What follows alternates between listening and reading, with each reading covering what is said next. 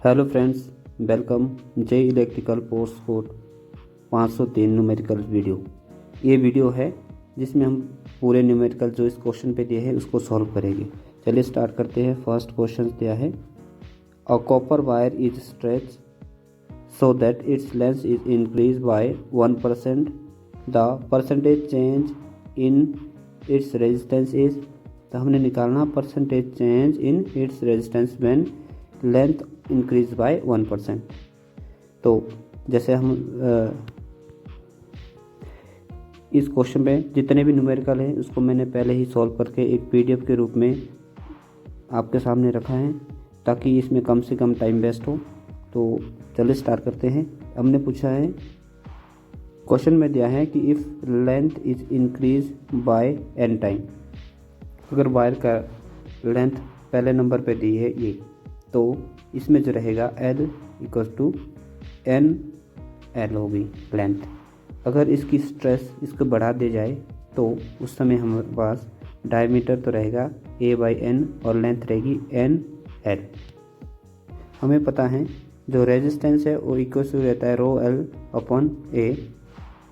New resistance find करने पर हमारे पास रहेगी R ρL N/AN जो दिया यहाँ से। अगर हम क्वेश्चन के अकॉर्डिंग लेंथ को इंक्रीज करें 1%, दैट मीन्स हमारे पास रहेगा जो निकल के आएगा del L/L into 100 equal to 1%।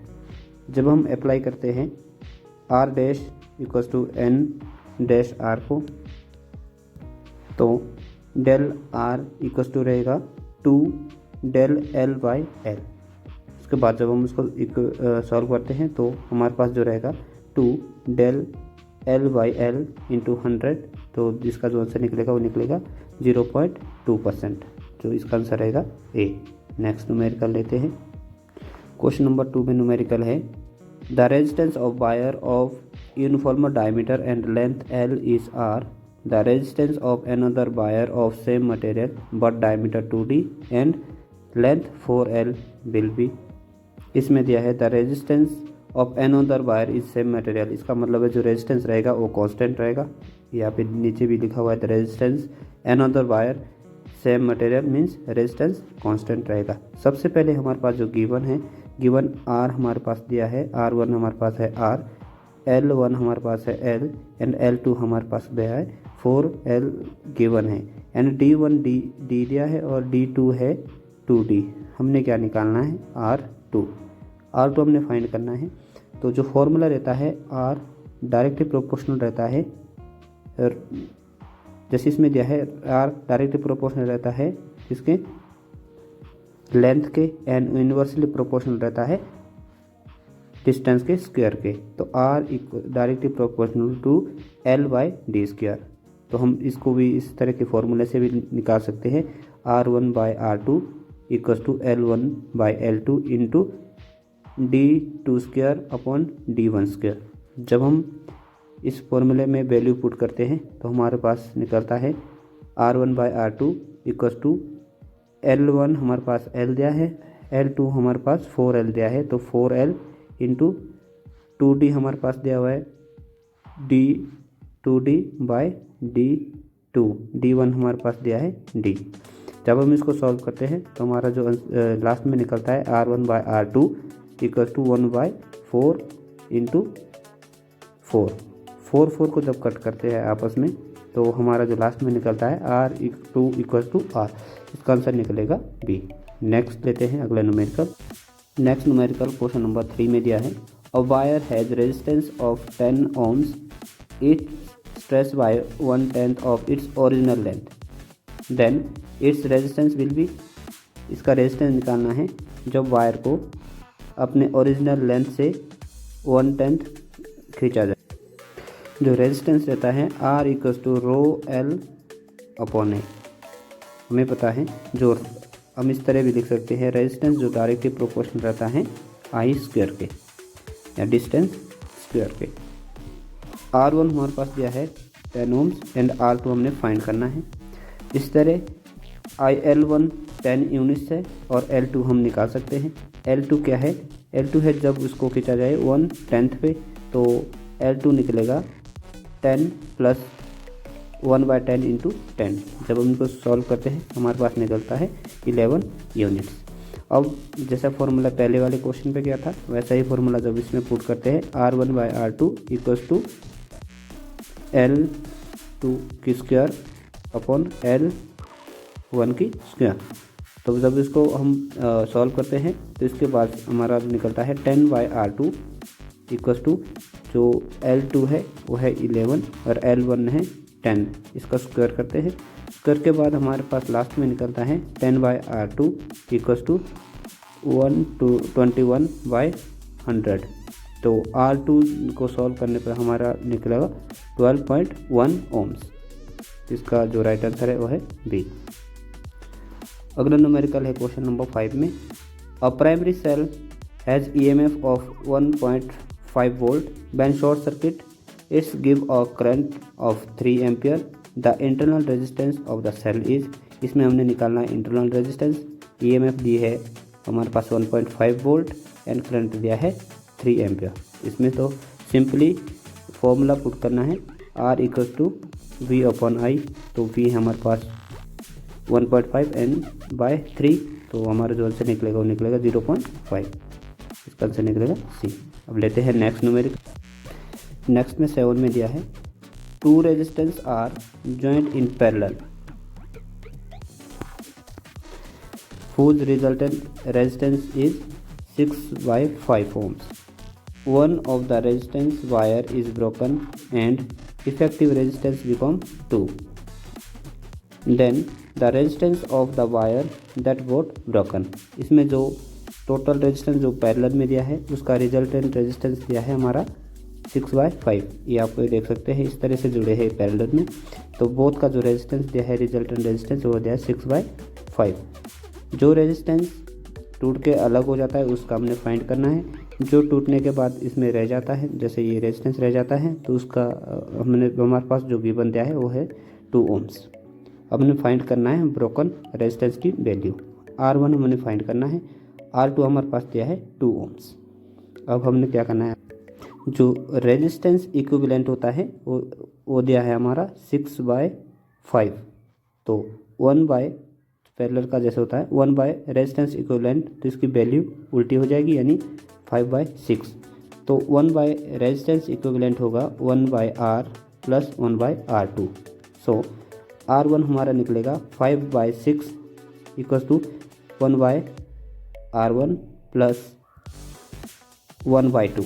तो 1 बाय R1 रहेगा हमारा 5 माइनस 3/6। तो R1 सॉल्व करने पर हमारा निकलता है 3 ओम्स। तो इसका राइट आंसर निकलेगा डी। नेक्स्ट न्यूमेरिकल लेते हैं question number 11। How much electrical energy in kWh is consume in operating 1050 watt bulb for 10 hours in a day in a month of 30 day. हमारे पास दिए है 10 50 वाट के बल्ब। तो टोटल हमारे पास जो वाटेज निकली वो निकली 500 वाट। टाइम दिया है हमारे पास 10 आवर्स एंड डेज दिया है हमारे पास 30। तो जो kWh होता है उसका फॉर्मूला होता है wattage into time into day by 1000। तो kWh निकलेगा हमारा, इसको जो वैल्यू इसमें पुट करते हैं, वैल्यू पुट करने पे हमारा जो आंसर निकलेगा वो निकला 150 kWh। इसका आंसर निकलेगा सी। नेक्स्ट लेते हैं question number 12 is we are given 3 bulb 25 watt 40 watt 60 watt which of them has lowest resistance. हमने इसमें निकालना है लोवेस्ट रेजिस्टेंस। वैसे तो हम डायरेक्टली फाउंड कर सकते हैं जिसके वाटेज ज़्यादा होगी उसका ही रेजिस्टेंस सबसे कम होगा, तो वैसे निकाल सकते हैं हम। टोटल हमारे पास 3 बल्ब दिए हैं, एक है 25 वाट का, दूसरा 40 और तीसरा है 60 वाट का। तो हमने लोवेस्ट रेजिस्टेंस फाइंड करना है जिसका फॉर्मूला रहता है R=V²/W। तो जो पहले नंबर पे दिया है हमारे पास, पहले नंबर पे 25 वाट है, तो हमने वोल्टेज को कॉमन लेना है। स्टैंडर्ड वोल्टेज सिंगल फेज की 230 वोल्ट, तो V² 230 वोल्ट का स्क्वायर, तो इसका ये निकलेगा आपका 52,900। तो जो इसका रेजिस्टेंस निकलेगा वो निकलेगा 2116। और इसी तरह जब इसको इसमें भी वैल्यू पुट करते हैं तो इसका रेजिस्टेंस निकल रहा 1322 और 60 वाट का निकला हमारा 881। तो सबसे कम जो किया है 881 सबसे कम रेजिस्टेंस है, तो इसका आंसर निकलेगा सी, 60 वाट है lowest resistance. Question number 14, the force between two electron separate by distance r vary. हमारे पास 2 इलेक्ट्रॉन्स दिए हैं, सपोज ये हमारा Q1 है और ये हमारा Q2 है। उन दोनों के बीच में फोर्स क्या रहेगी, जो डिस्टेंस है वेरी करता है r। हमें पता है फोर्स जो डायरेक्टली प्रोपोर्शनल रहती है 1/r² के। तो जब हम कांस्टेंट लेते हैं k, तो हमारे पास निकलेगा Q1 इंटू Q2/r²। k हमारे पास कांस्टेंट है, जो फोर्स, तो हमारे पास जो फोर्स निकलेगी, फोर्स इक्वल टू निकलेगी -2r²। फोर्स निकलेगी F इक्वल टू r -2, क्योंकि जो फोर्स रहती है वो इन्वर्सली प्रोपोर्शनल रहती है स्क्वायर ऑफ डिस्टेंस के। तो इसका आंसर निकलेगा D। नेक्स्ट है क्वेश्चन नंबर 19 दिया है, the capacitor of capacitance C1 and C2 are connected in parallel, a charge Q give to them is share, the ratio of charge Q1 by Q2 is। हमने ratio निकालनी है Q1 by Q2। सबसे पहले question में क्या दिया है, C1 and C2 constant दिया है पैरेलल में, तो पोटेंशियल भी इसमें क्या रहेगा, constant. C1 C2 are connected in parallel, so potential will be same in both side. तो Q1 हमारा क्या रहेगा, C1 V1 एंड Q2 रहेगा C2 V2। तो रेशो Q1 बाय Q2 क्या रहेगा, Q1 बाय Q2 की रेशो रहेगा C1 V1 bye C2 V2। तो V1 V2 कैंसिल हो गया, तो Q1 बाय Q2 जो रहेगा वो रहेगा Q1 bye Q2 equal to C1 bye C2। तो Q1 बाय Q2 की रेशो इक्वल रहती है C1 बाय C2 की। तो इसका आंसर निकलेगा D। नेक्स्ट है question number 20, a capacitor of 20 microfarad charge to 500 watt is connected in parallel with another capacitor of 10 microfarad, capacitance and charge to 200 volt। The common potential is, हमने common potential निकालना है C1 and C2 के बीच में। जो C1 हमारे पास दिया है 20 microfarad और C2 हमारे पास दिया है 10 माइक्रोफैराड। जो C1 में वोल्टेज दी है वो दी है 500 एंड C2 के अक्रॉस दी है 200 वोल्ट। फाइंड करना है हमने कॉमन पोटेंशियल। जो कॉमन पोटेंशियल का फॉर्मूला रहता है वो होता है C1 V1 plus C2 V2 bye C1 plus C2। अब इसके अकॉर्डिंग जब हम वैल्यू पुट करते हैं, C1 हमारे पास है 20 माइक्रोफैराड है, तो इंटू -10 की -6 इंटू V1 हमारे पास दिया है 500 प्लस C2 हमारे पास दिया है 10 माइक्रोफैराड है, तो इंटू 10 की -6 एंड V2 हमारे पास दिया है 200 बाय C1 हमारे पास दिया है 10 प्लस C2 हमारे पास दिया है 20। ये माइक्रोफैराड कैपेसिटेंस में है, तो इंटू 10⁻⁻6। नाउ जब हम इसको सॉल्व करते हैं तो B हमारे पास निकलता है 400 वोल्ट। हमारे पास पोटेंशियल निकला 400, तो इसका जो राइट आंसर है वो है सी। नेक्स्ट न्यूमेरिकल लेते हैं question number 36, mutual inductance between two coils is 4 Henry if current in one coil change at the ratio of 2 ampere second, the EMF induced in a coil। हमारे पास जो given दिया है वो L दिया है हमारे पास 4 एंड dy/dt रेशो दी है 2 ampere per second.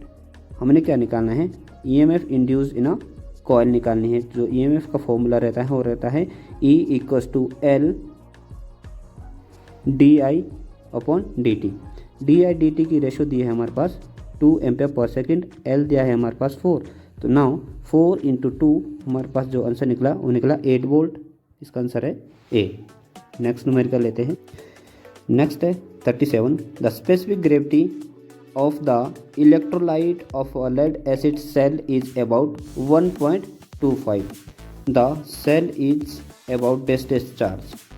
इसको समझने से पहले थोड़ी सी डिटेल समझ लेते हैं।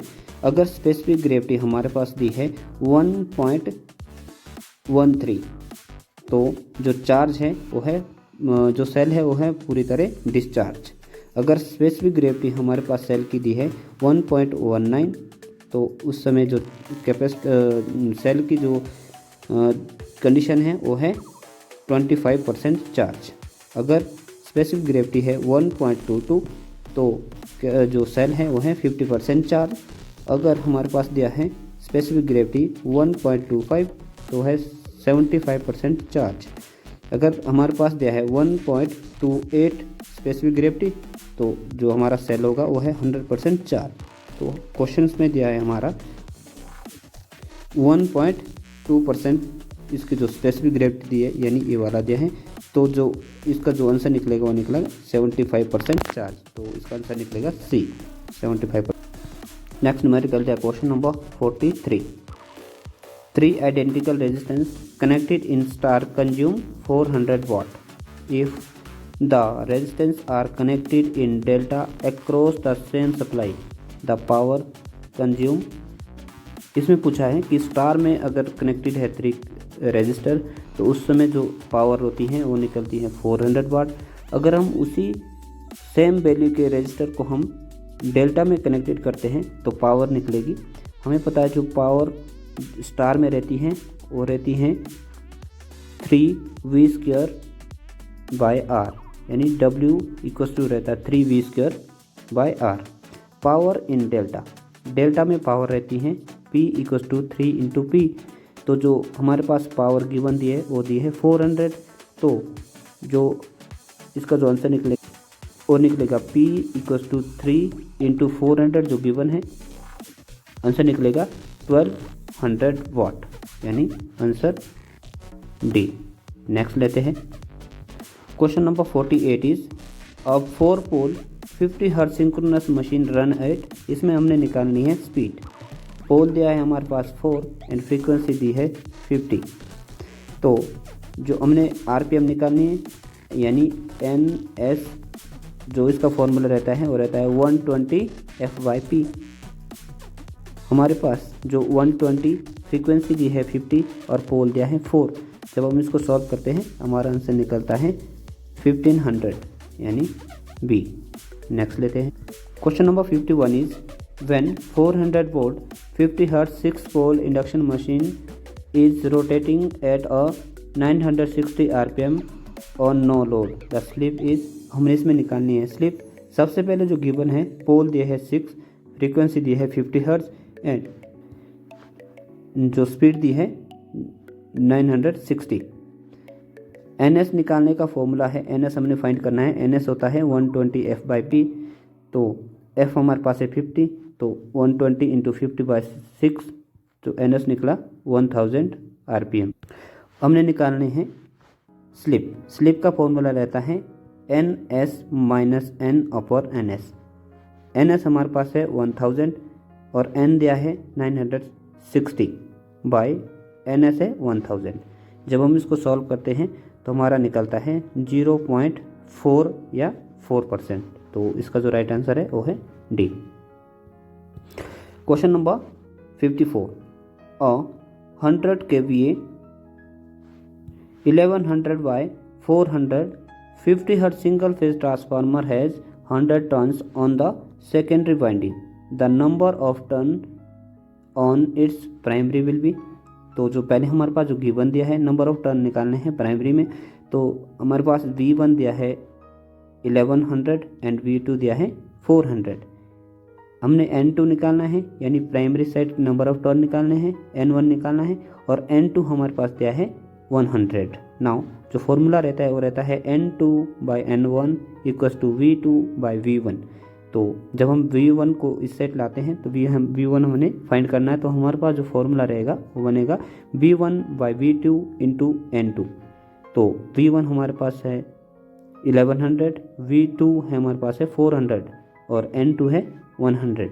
जब हम इसको सॉल्व करते हैं तो इसका जो आंसर निकलेगा 275, N1 हमारा निकला 275 यानी B. Question number 56, the induced EMF in the armature of lap binding 4-pole DC machines having 100 armature conductor rotating at a 600 rpm with a 1 Weber flux per pole।